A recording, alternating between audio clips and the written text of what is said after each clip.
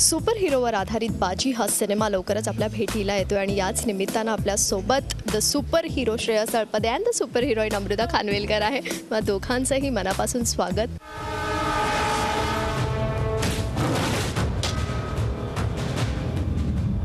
श्रेयस, तुझ्यापासून सुरुवात करतेय. सिनेमाचा प्रोमो पाहिला आणि प्रोमो जसा सोशल मीडियावरही गेला आहे, आय थिंक खूप छान प्रतिक्रिया मिळते, ट्विटर असो किंवा यूट्यूब असो.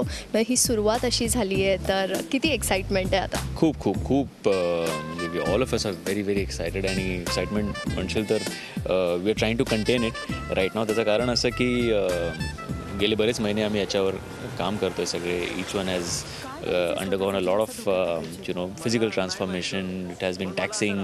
जी काय मेहनत केली, जे काय इंजुरीज झाल्या, जे काय विदाऊट मेकअप करायला लागलं, जे काय डाएट करायला लागलं, फायनली जेव्हा लोक त्याच्याबद्दल चांगलं बोलतात तेव्हा खरंच खूप बरं वाटतं. पोस्टरमध्ये आम्ही पाहू शकतो 3 मेजर कॅरेक्टर्स आहेत यात. पण नेहमी जसं मराठी सिनेमामध्ये होतं की हिरोला जास्त महत्त्व दिलं जातं. म्हणजे एकीकडे सुपर हिरो आणि सुपर विलन तर आहेच, पण सुपर हिरोईन तुला यासाठीच मी म्हटलं कारण कुठेही एक मेकअपचा ही तुझ्या चेहऱ्यावर दिसत नाही आणि still you are looking stunning. म्हणजे ती एक तुझी एक वेगळी बाजू या सिनेमाच्या माध्यमातून आमच्या भेटीला येणार आहे आणि तुझं एक वेगळं वेटेज आहे या सिनेमातलं, तर त्याबद्दल. वेल, गौरी ही खूपच सरळ साधी आणि गावातली मुलगी असते. या खजिन्यासाठी माझ्या बापाचा जीव गेलाय. अख्खं गाव खणून काढणार आहे मी शेवटची. ही माणसं माझी आहेत, माझं नाव लक्षात ठेव. शेवटचा प्रश्न अमृता तुला विशेष करून, कारण तू कुठेतरी आधी कन्फेस केलेलं की माझं श्रेयसवर खूप क्रश आहे आणि आज कुठेतरी स्वप्न पूर्ण झालं. बाजीच्या निमित्तानं तुला श्रेयस सोबत काम करायलाही मिळालं. काय सांग? 2006 गोलमाल जेव्हा रिलीज झालेली, he was suppose to do the film, but then he obviously went into the Hindi industry. आणि तेव्हा मला असं झालं, ओ माय गॉड, आता मी कोणाबरोबर काम करणार आहे. कारण खरोखरच he was my one of the reasons of joining the industry. आणि he is an extremely talented actor. I was very very fond of him. आणि जेव्हा मला निखिलने सांगितलं की Shreyas is doing the role, मी माझा रोल काय आहे काय नाही आहे मी विचारलाच नाही. आणि I just said I want to do this film आणि it was amazing to meet him. आणि अमेझिंग गुड की शूटिंग लांबलं. आणि I could see the entire transformation of his from Chidu to a Baji. आणि the way he captures the screen and every eye on the set, it's amazing. आणि to see somebody who you are fond of आणि ज्यांना तुम्ही पाहिलेलं आहे, जे तुमचे crush आहेत, आणि to see him performing live was a real high. So खूप मजा आली. and I really thank him कारण त्यांनी खूप सपोर्ट केलं. there have been times where there have been hard times जेव्हा मी खूप रडली आहे सेटवरती आणि काहीतरी माझंच एक mental blockage. And they have been extremely understanding आणि कधी का चूक केलं नाही त्याने. So it was very very sweet of him. आणि बायकोलाही कधी आणलं. एक शेवटचा प्रश्न श्रेयस तुला, की तुझ्यातला ट्रान्सफॉर्मेशन आम्ही पाहिला, जितूमधला तर दिसूनच येतोय, पण अमृतामध्ये काही ट्रान्सफॉर्मेशन तुला या सिनेमाच्या निमित्तानं पाहायला मिळालं का? द बिगेस्ट वन वॉज की जेव्हा कुठल्याही तुम्ही ॲक्ट्रेसला स्पेशली सांगता की तुला विदाऊट मेकअप या फिल्ममध्ये काम करायचं आहे, I think that in it self is a huge deal. कारण जेव्हा तुम्ही कॅमेरासमोर येता तेव्हा ऑटोमॅटिक तुम्हाला असं वाटतं की I need to look good boss. So निखिलचं पहिल्यापासून असं होतं की तू जे काय ते डायटिंग वगैरे सुरू कर आणि तू मेकअप याच्यामध्ये करायचा नाही आहे. That in itself accepting that thing was a huge transformation is what I felt. कारण एवढी मोठी फिल्म आहे आणि त्याचं पब्लिसिटी पण मोठी होणार आहे, लोक सगळी बघणार आहे, आणि त्याच्यामध्ये मी विदाऊट मेकअप मी कशी दिसेन काय दिसेन या कुठल्याही इनिबिशन्स न ठेवता तिला जसं निखिल सांगत गेला तसं ती करत गेली. आणि there are certain sequences where we were blown completely की तिचे ज्या पद्धतीने तिने एक्सप्रेस केलं आहे की जे इमोशन दिसायला पाहिजे वगैरे. एस्पेशली एक ॲक्शन सिक्वेन्स आहे जेव्हा मी तिला वरती खेचतो आणि ती माझ्याकडे बघत येते. I think all those moments were fantastic. It's not easy for any actor to portray that. Especially असे जे इमोशन्स असतात ना की तुमचं त्याच्यावर प्रेम आहे आणि ते तुमच्या डोळ्यातनं दिसलं पाहिजे, तेव्हा मोस्ट ऑफ द टाईम अशी लस्ट दिसू शकते, पण to portray love is very difficult and I think that she is pulled off with पण ते तसं असायला लागतं इट्स लाईक इतकी रिस्पेक्ट आहे कारण त्यांच्याबद्दल आणि पण खरंच आहे यार तुम्ही असं का बोलता आणि खरोखरच रिस्पेक्ट आहे आणि ती आय जस्ट होप की ती माझ्या कामात त्यांच्यासाठी दिसेल दॅट्स इट. कारण म्हणजे honestly I had seen Amruta perform earlier.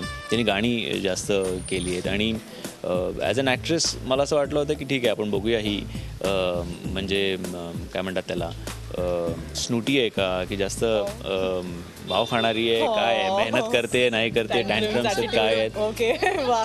पण नथिंग ऑफ दॅट. कारण ती माझ्या आधी रेडी व्हायची. इनफॅक्ट सेटवर आली की पटकन चेंज करायची आणि she is to be ready. So she is to be ready with the lines. आणि लाईक आय सेट की निखिल जे सांगत गेला ते ती फोकस ठेवून फॉलो करत गेली and you have to see her to believe in the film. All the best या सिनेमासाठी आमच्याशी इतक्या आपुलकीने बोला त्याबद्दल धन्यवाद. नक्कीच इथे वेळ झाली का छोट्याशा ब्रेकची. कुठेही जाऊ नका, पाहत राहा झी24 तास.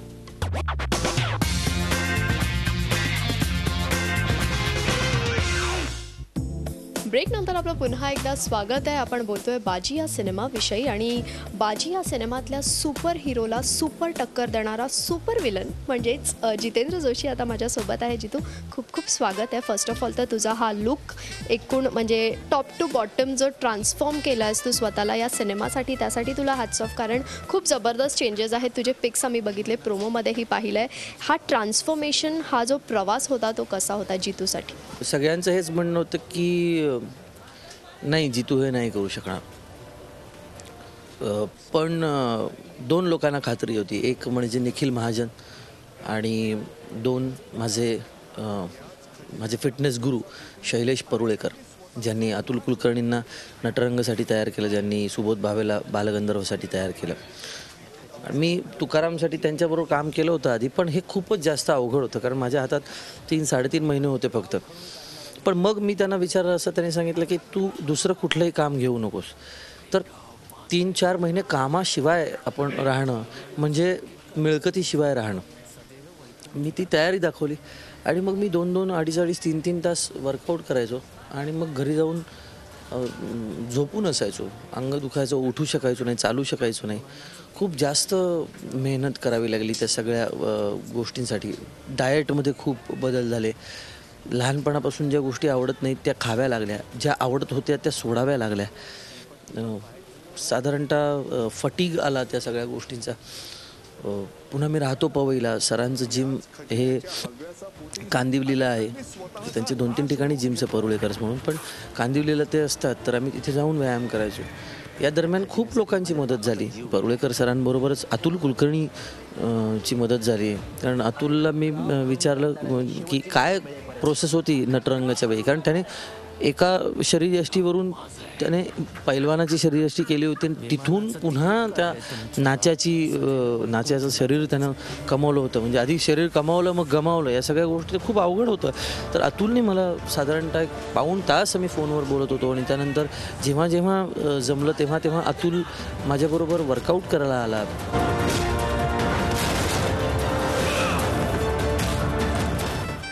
Hats off to Shailesh Parulekar sir. त्यांनी हा बदल घडवून आणला. मी आता नाव घेणार नाही, पण अनेक लोकांनी आधी असं सांगितलं की जित्या काय व्यायाम करू शकणार नाही, म्हणजे जित्याला काय व्यायाम कशाशी खातात माहिती तरी आहे का, किंवा आणि बरोबरच होतं त्यांचंही. माझी वागणूकच तशी नव्हती की कुणीतरी माझ्याबद्दल शाश्वती द्यावी. मेहनत करण्याची तयारी ठेवा, आपण करूया, आणि मी ते झालं.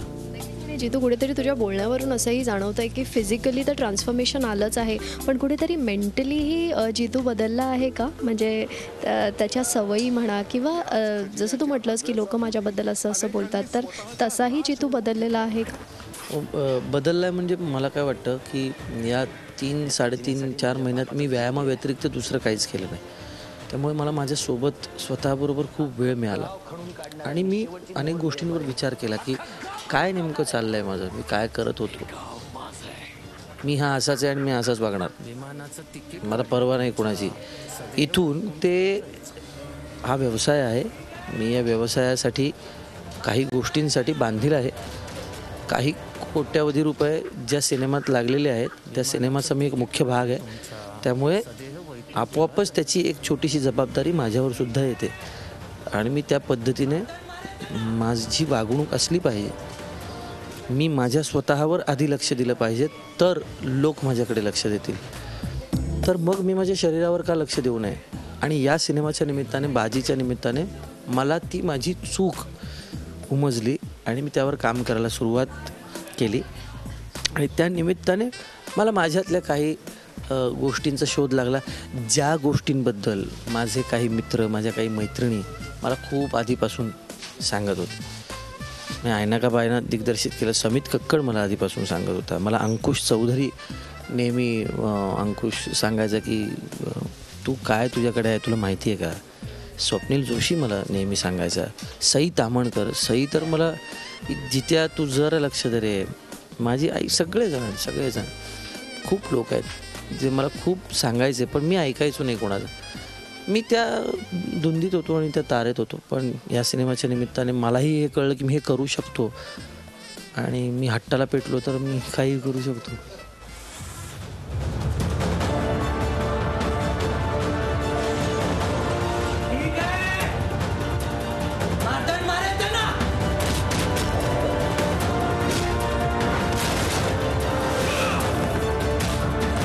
वेळ झाली का छोट्याशा ब्रेकची. कुठेही जाऊ नका, पाहत राहा झी.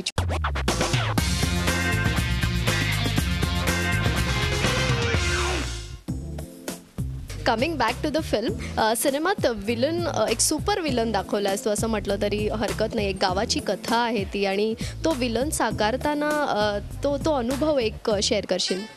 मी इतकंच सांगेन की मी 15 वर्षानंतर पुन्हा एकदा श्रेयसबरोबर काम करतोय. माझं आयुष्यातलं पहिलं नाटक आणि श्रेयसचं ते दुसरं तिसरं नाटक होतं. ते नाटक करत असतानाचा श्रेयस, त्यांनी जे माझ्यावर प्रेम केलं आणि ज्या पद्धतीनं मी मुंबईत नवखा होतो, ज्या पद्धतीने त्यानं मला सांभाळलं, तोच होता की जो मला माझ्याकडे काम नसताना सतीश राजवाडेकडे घेऊन गेला आणि असिस्टंट म्हणून मी आणि आम्ही दोघेही सतीशला असिस्ट करायचो. किंवा श्रेयसच होता की एक इंग्रजी नाटक तो करत होता, कॅटॅस्ट्रॉफी नावाचं. त्यामध्ये मी इंग्रजीचा काही संबंध नव्हता, पण चल ना 8-10 वाक्य आहेत ते बोल, म्हणजे निदान परप्रयोग तुला काही चांगली अमाऊंट तरी मिळेल. तर त्यानंतर आमचा संपर्क तुटला. श्रेयस खूप व्यस्त झाला, मी माझ्या कामामध्ये व्यस्त झालो. 15 वर्षानंतर आम्ही पुन्हा एकत्र काम केलं. त्याची खूप वेगळी निराळी मजा आहे. निखिल महाजनसारखा एक अत्यंत प्रतिभावान मुलगा, प्रतिभावान दिग्दर्शक, ज्याची चित्रभाषाच निराळी आहे, सिनेमाची भाषाच तो निराळ्या भाषेचा मुलगा आहे. मग निराळी भाषा म्हणजे तो आहे मराठी, पण जी सिनेमॅटिक लँग्वेज आहे ती त्याची निराळी आहे. त्याच्याबरोबर काम करताना मला त्या लँग्वेजबद्दल थोडीशी आता माझी जाणीव वाढते असं म्हणू आपण. कारण त्यांनी म्हणजे काही डॉक्टर्स असतात ना की जे आपल्याला इंजेक्शन देतात, आपल्याला वाटतं की अरे इंजेक्शन अजून देतील ते, आणि ते म्हणतात झालं देऊन. आपल्याला कळतं नाही कधी दिलं इंजेक्शन. तसा तो दिग्दर्शक आहे. काय त्यांनी मला दिलं, कधी ते काम करून घेतलं मला कळलं देखील नाही. इतकं सहज त्याची वागणूक सेटवरची, त्याचा वावर, त्याची हातोटी कलाकारांना हाताळण्याची, बाकीच्या सगळ्या क्रूला, टेक्निशियन्सना हाताळण्याची त्याची जी हातोटी आहे ती फारच विलक्षण आहे. विलक्षण मुलगा आहे तो. मला एक अत्यंत प्रतिभावान मित्र भेटला आणि काय सांगू, मी त्याचा खूप मनापासून आभारी आहे की असा माणूस माझ्या आयुष्यात मला सहभागी झाला. मला आणखी एक गोष्ट इथे नमूद करावीशी वाटते, ती म्हणजे अमृता खानविलकर. अमृता खानविलकर या सिनेमात जशी आहे, आधी मी तिला तसं कधीच कुठल्या सिनेमात नाही पाहिलं. मेकअपचा एम पण नाही तिच्या चेहऱ्यावर, पावडरचा पफही लावलेला नाही त्या मुलीने. आणि तुम्ही पहा ती सिनेमात कशी दिसते आणि काय काम केलं त्या मुली.